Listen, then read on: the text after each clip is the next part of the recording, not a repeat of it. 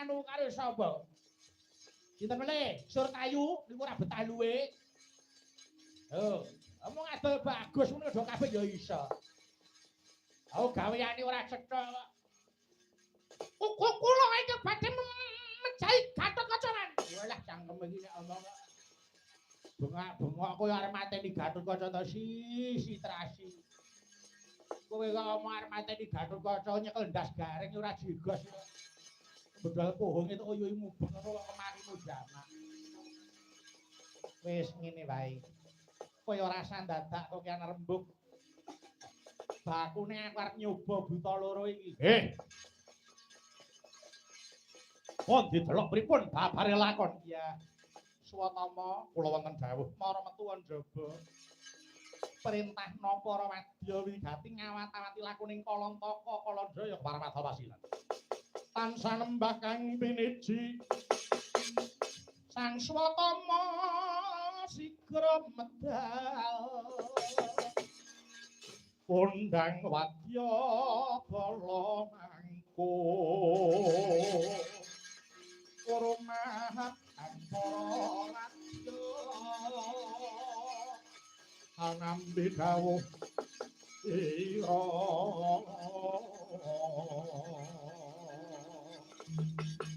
tan wonten kang samiya kantun hamung nenggo pendhidhik wis rampung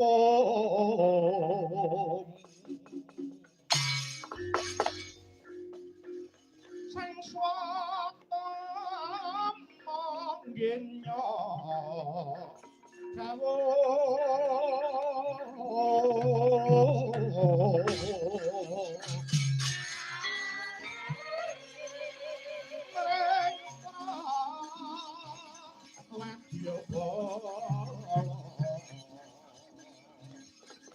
Wastinata lan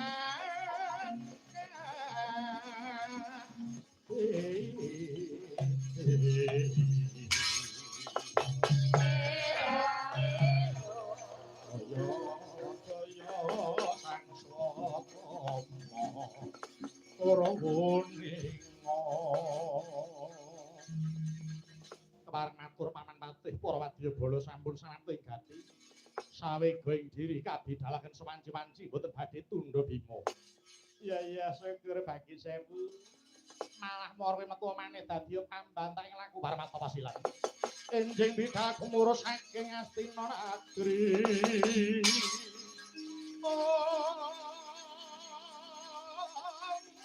Kung ingkang bala Kusma Prabu Sananira. Wirkarya Wakalira. Lama ing dalane diarta madangi jagat tutungut-tungut aning sabutaing ludir mertabak bang sumirat rata-rating surya nampak mega lan gunung-gunung